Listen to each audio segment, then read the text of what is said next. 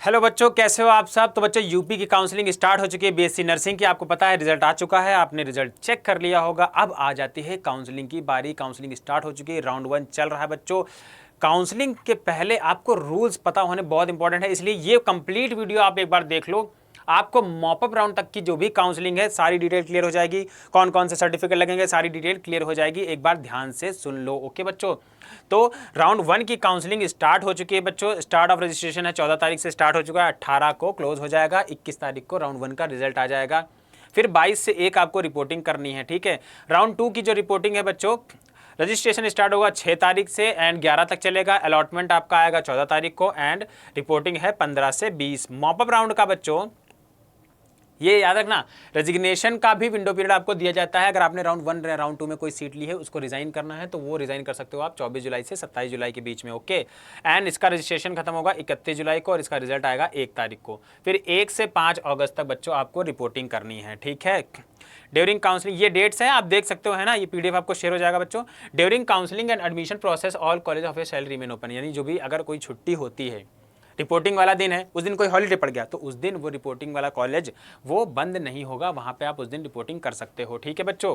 ये website, email, अगर कोई हेल्प चाहिए हो, काउंसलिंग के रिगार्डिंग कोई दिक्कत हो, ठीक है, रिपोर्टिंग के रिगार्डिंग कोई दिक्कत हो तो ये सॉल्व कर देंगे। काउंसलिंग के रिगार्डिंग कोई दिक्कत हो तो हम सॉल्व कर देंगे, ओके। चलिए जी, ये कॉलेजेस हैं हमारे जो काउंसलिंग में आ रहे हैं।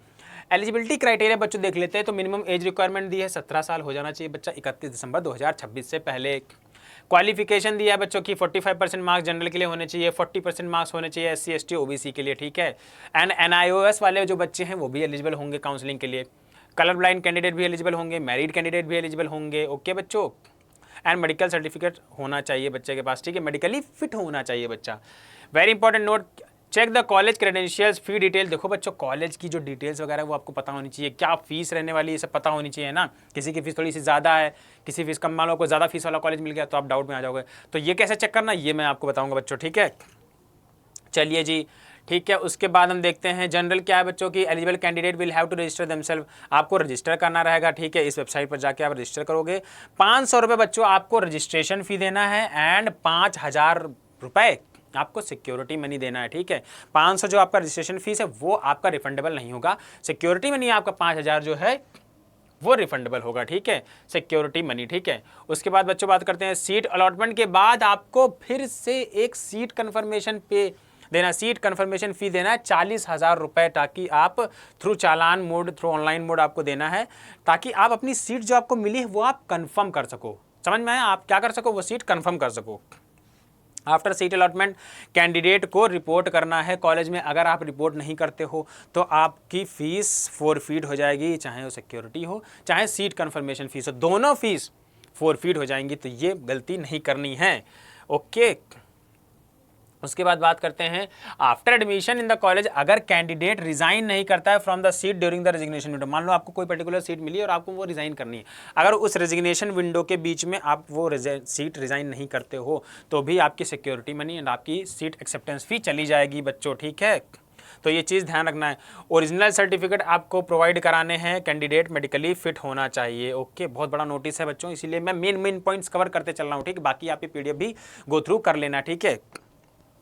चलिए जी, बताया आपको ये मैंने एलिजिबिलिटी क्राइटेरिया बताया, डोमिसाइल क्राइटेरिया आपको बच्चों बता चुका हूँ, ठीक है। 45 एंड 40%। कोई भी डायरेक्ट एडमिशन किसी भी कॉलेज में परमिट नहीं है। कोई आपके पास कॉल करता है कि मैं इस फलाना कॉलेज से बोल रहा हूँ, आप मुझे इतना पैसा दे दो, मैं आपका डायरेक्ट एडमिशन करा दूंगा। बच्चों इस ट्रैप में मत फंसना, ऐसे लोग हैं, ठीक है। तो इन चीज़ों से बच के रहना है। Candidate register for counselling have to fill their college choices, आपको एक लिस्ट बनानी होगी कि पहले मुझे ये चाहिए, फिर मुझे ये चाहिए, फिर मेरी ये प्रेफरेंस, आपको प्रेफरेंस लिस्ट बनानी होगी। कैसे बनाओगे बच्चों ये मैं आपको बताऊंगा बेसिकली जब मैं डिस्कस करूंगा अभी आपके साथ नेक्स्ट वीडियो में। सीट मैट्रिक्स जो रिलीज हुई है वेबसाइट पे ही है, मैं भी वीडियो में डिस्कस करने वाला हूं बच्चों। किस कॉलेज में कितनी सीट है, किस किस कैटेगरी के लिए और कौन कौन से कोटा के लिए कितनी सीट्स हैं, सब कुछ बताया गया है इन्होंने, ठीक है। चलिए जी, फिर उसके बाद देख लेते हैं रिजर्वेशन पॉलिसी। बच्चों मैं आपको समझा चुका हूँ क्या कह रही है, मतलब PWBD के लिए रिजर्वेशन है, ठीक है। कास्ट सर्टिफिकेट के जो होगा बच्चों वो कौन करना चाहिए, तहसीलदार या SDM, ये कॉम्पिटेंट अथॉरिटी होती है, इनके द्वारा आपको ये कास्ट सर्टिफिकेट मिला होगा तभी वो वैलिड होगा। EWS का 10% रिजर्वेशन है। कुछ चीज़ें बच्चों देखो, ओबीसी हो, चाहे ईडब्ल्यूएस हो, चाहे फ्रीडम फाइटर हो, चाहे एक्स सर्विसमैन कोटा हो, जो भी कोटा का यूज़ आप करना चाहते हो काउंसलिंग के दौरान, उस कोटा के रिगार्डिंग, उस कोटा के सपोर्टिंग डॉक्यूमेंट्स आपके पास होने चाहिए। जब वो सपोर्टिंग डॉक्यूमेंट्स होंगे वो भी ओरिजिनल एंड रिन्यूड, पुराने नहीं, तभी आप उस चीज़ का यूज़ कर पाओगे। जैसे कि जो हमारा एक्स सर्विस, ये हमारा ईडब्ल्यूएस सर्टिफिकेट हो गया, वो 1 अप्रैल 2026 के बाद का होना चाहिए। ओबीसी एनसीएल का सर्टिफिकेट 1 अप्रैल 2026 के बाद का होना चाहिए, उसके पहले का नहीं होना चाहिए। ठीक है, अगर है पुराना बच्चों तो उसको रिन्यू करा लो। ओके जी, चलिए राउंड 1 की एलिजिबिलिटी बताया आपको, बस रजिस्ट्रेशन करना है, इस वेबसाइट पे जाके अपनी डिटेल्स भरनी है। Okay, candidate will have to update their domicile, अपना अपलोड करना है। ठीक है, अगर कोई माइनॉरिटी स्टेटस है या कैटेगरी सब कैटेगरी है तो वो भी आपको यहाँ पे अपलोड करना है। ठीक है, फिर आपको 500 रुपये एज रजिस्ट्रेशन फ़ी देना है, 5,000 एज सिक्योरिटी मनी देना है, एंड आप फिर आगे के स्टेप के लिए एलिजिबल हो जाओगे।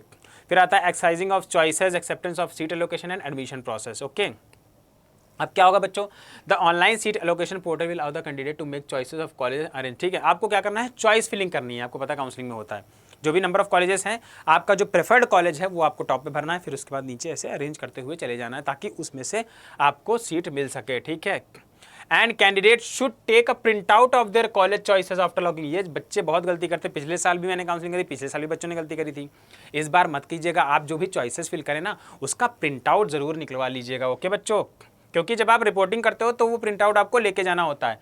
अब बात हो गई राउंड 1 की रिपोर्टिंग की। अब 2 ऑप्शन है राउंड 1 में, क्या कर सकते हो आप, accept allotted seat and do not wish to participate in round 2 of counselling, तो आपकी फ्रीज माना जाएगा। आपने एक्सेप्ट कर ली और आप अपग्रेड करना चाहते हो तो उसको फ्लोट बोला जाएगा या फिर डिक्लाइन। 3 केस हो गए, फ्रीज, फ्लोट, डिक्लाइन। फ्रीज मतलब क्या हुआ, आप राउंड 1 में सीट अच्छी मिल गई, आप आगे नहीं जाना चाहते हो, बस ऑप्शन 1। आपको सीट मिल गई लेकिन आपको लगता है यार और बेटर सीट मिल सकती, तो वो ऑप्शन आएगा फ्लोट।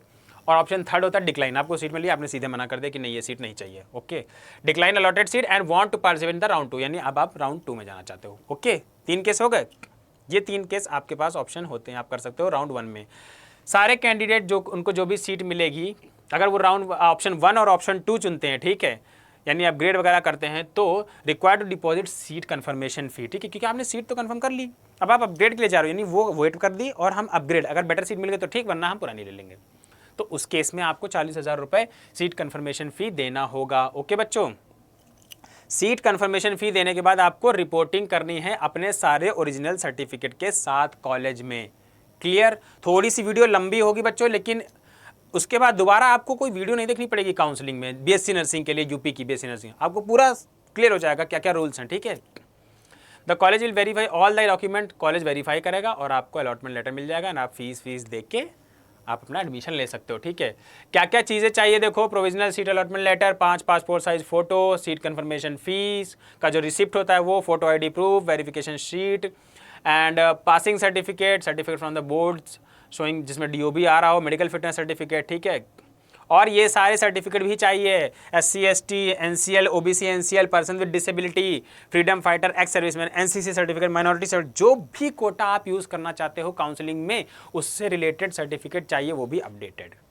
ठीक है, सीट अलॉटमेंट हो गया एंड देन आपने ज्वाइन कर लिया। ठीक है, ओके बच्चों, अगर आपको रिज़ाइन करना है तो रेजिग्नेशन विंडो जो पीरियड होता है उसके अंदर आपको रिज़ाइन करना होता है। चलिए जी, राउंड 2 में आया। ठीक है, all candidate who have been allotted a seat. अब राउंड 2 में आप कैसे आओगे, या तो आपने राउंड 1 सीट ले ली तो आप 1 में एडमिशन ले लिए, अगर आपने 1 में क्या करा, सीट 2 केस, या तो छोड़ दी कि नहीं हमको राउंड 1 की सीट चाहिए ही नहीं, हम राउंड 2 में जा रहे हैं, या तो राउंड 1 में सीट मिली और आप अपग्रेड के लिए जा रहे हो, है ना, कि हमको नहीं और बेटर सीट मिल सकती है, तो आप राउंड 2 के लिए जाओगे। ठीक है, तो वो दोनों बच्चे इसमें आएंगे।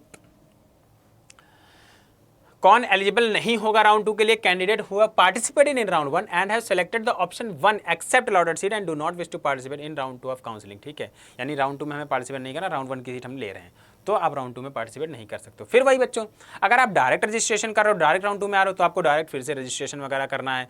और अगर आपको राउंड 1 में सीट मिली थी और आप अपग्रेड के लिए आ रहे हो, तो इसमें कोई दोबारा रजिस्ट्रेशन वगैरह नहीं करना है आप, और अगर सीट नहीं मिली तो भी आप राउंड 2 में आ जाओगे। समझ में आया बच्चों क्या कॉन्सेप्ट है। ठीक है, ड्यूरिंग रजिस्ट्रेशन बता दिया सारे, अगर आपको फिर से रजिस्ट्रेशन करना है तो फिर से वही सारी इन्फॉर्मेशन, वही सारे सर्टिफिकेट अपलोड करने, वही फीस, वही राउंड 1 वाला कंप्लीट प्रोसेस होगा, उसी तरीके से सीट अलॉटमेंट आपका हो जाएगा। ओके बच्चों, राउंड 2 का भी यही सेम केस रहता है। ओके बच्चों, फिर आते हैं हम देखें वही सारे सर्टिफिकेट, देखो है ना, वही सब चीज़ें सेम लिखी जो राउंड 1 में लिखा था वो ही राउंड 2 में लिखा है, बस मैंने आपको डिफरेंस बता दिया राउंड 2 में कैसे आप आ सकते हो, है ना। जो केस राउंड 1 में देखो 3 केस, राउंड 1 में आपको सीट मिली, आपने ले ली, बस गेम खत्म। राउंड 1 में सीट मिली लेकिन आपने कहा मुझे बेटर सीट चाहिए, तो आप अपग्रेड के लिए जाओगे राउंड 2 में। राउंड 1 में सीट ही नहीं मिली तो अपने आप राउंड 2 में आ जाओगे, ठीक है। और अगर आप राउंड 1 में रजिस्ट्रेशन नहीं कर सकते तो आप राउंड 2 में भी डायरेक्ट रजिस्ट्रेशन कर सकते हो। समझ में आया? 500 रुपये रजिस्ट्रेशन, फिर सिक्योरिटी और सीट एक्सेप्टेंस फी 40,000 रुपये, ठीक है। बस इतना सा कॉन्सेप्ट याद रखना, ठीक है। इतना लंबा पीडीएफ है, मैंने शॉर्ट में समझा दिया आपको, ठीक है।